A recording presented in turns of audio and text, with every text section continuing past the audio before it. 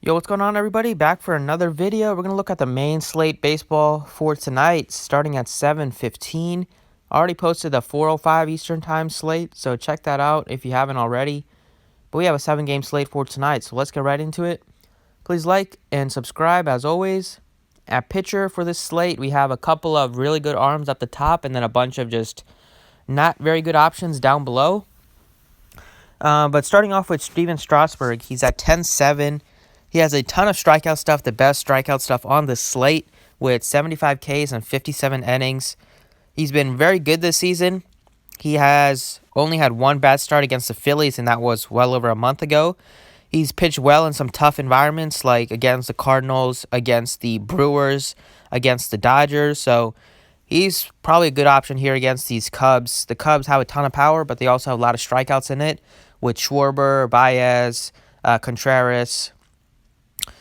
Just top to bottom, they have a decent amount of strikeouts in the lineup.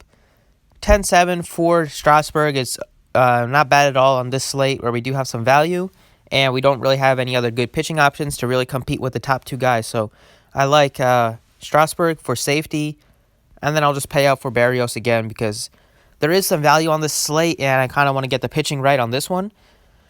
So Berrios is 10-3. He's coming off of his worst start of the season by far. Besides that start, he was lights out for this season.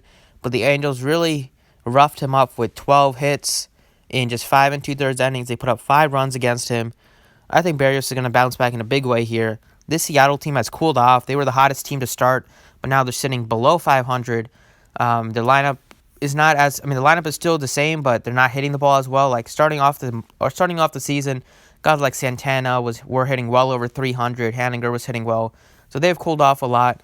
Berrios has decent strikeout stuff. This season his strikeouts are down a bit. He just has 54 and 59 innings. But he can pick that back up in a jiffy. And the Mariners do strike out a bunch, like Encarnacion, Vogelbach, Santana.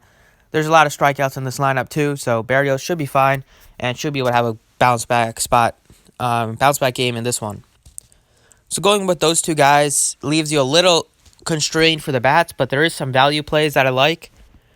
So I'm going to start it off with Marwin González. I've been playing this guy a lot lately, mainly because he's so cheap and has that dual position eligibility, and he's been playing well. He has double digits in 4 of his last 6 games. He's been having a bunch of multi-hit games. He's riding a 1, 2, 3, 4, 5, 6, 7, 8, 9-game hitting streak. In that stretch, he has gone yard a couple times. And he has a lot more power against lefties. Wade LeBlanc gives up a lot of power, gives up home runs. And Marwin González definitely has some more power against lefties than righties over the past couple seasons. This season, he's hitting 300 against left-handed pitching. It's just 30 at-bats, but he has 2 home runs in those 30 at-bats. And that gives him that gives him a 200 ISO flat and a 500 slugging.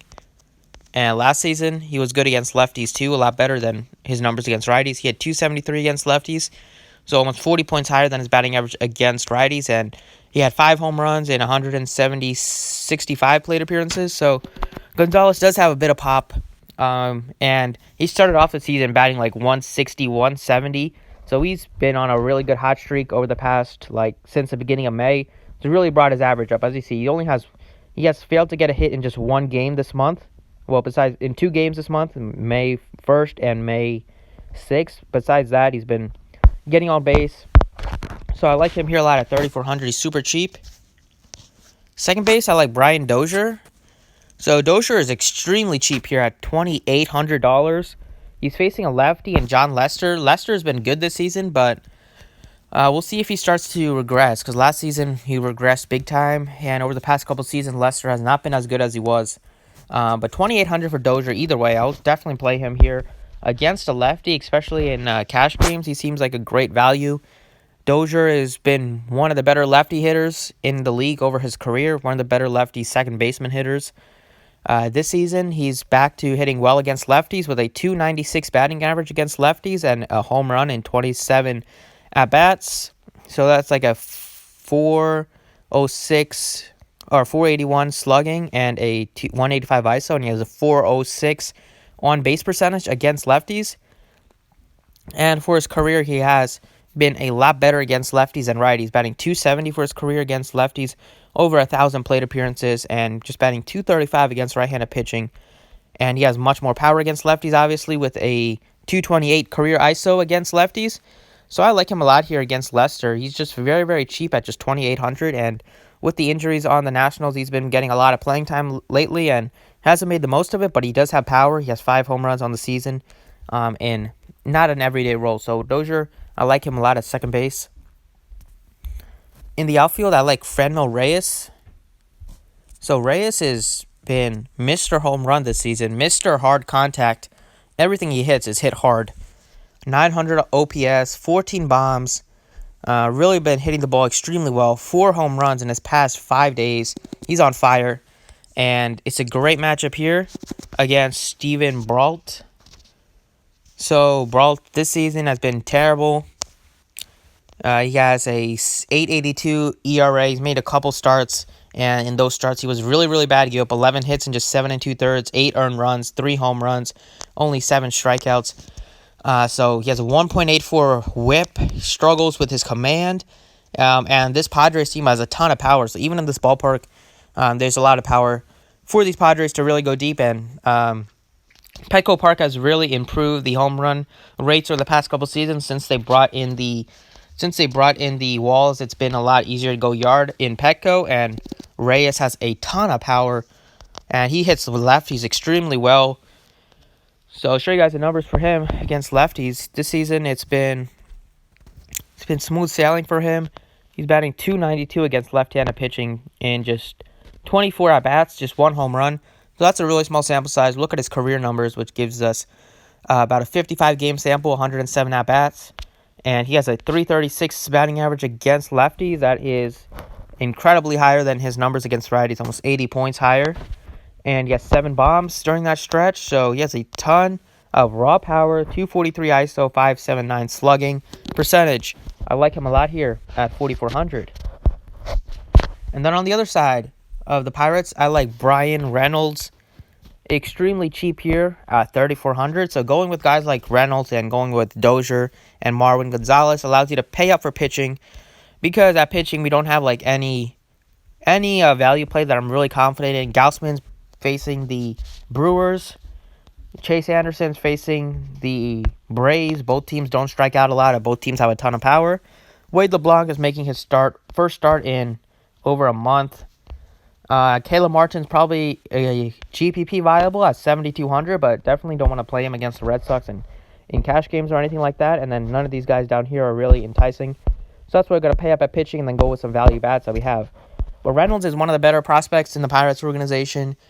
He's been getting a lot of playing time lately with Corey Dickerson on the IL, and with the injuries to the outfields this season with them. With Polanco spent some time on the IL, so did Starling Marte.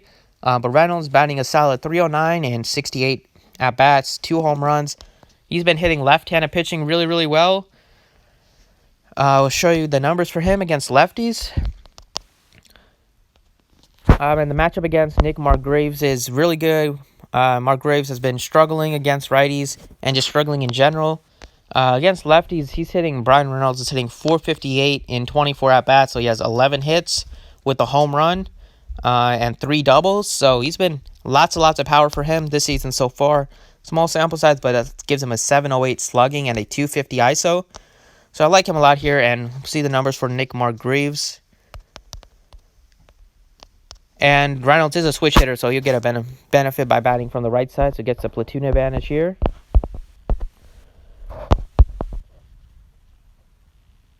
Yeah, he's been way worse to lefties, though, so we'll see. If he wants to bat from the left side, he can definitely do that.